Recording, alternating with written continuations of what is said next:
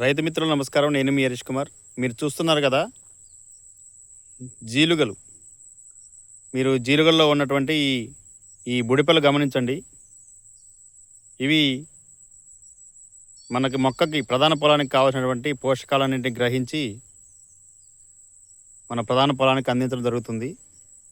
ఈ బుడిపెళ్లలోనే మొత్తం పోషకాలన్నీ కూడా నిక్షిప్తమై ఉంటాయి. తీవ్ర వర్షాభావ పరిస్థితులు ఏర్పడినా కూడా, తీవ్రమైనటువంటి ఎలిలో ప్రభావం ఉన్నా కూడా, ఈరోజు మనం చల్లినటువంటి పిఎండిఎస్ 30 రకాల విత్తనాలు ఏ విధంగా పెరిగాయో గమనించండి. ఇది కేవలం ధాత్రి సహజ సేంద్రియ ఎరువు వేయటం వల్లనే సాధ్యపడింది.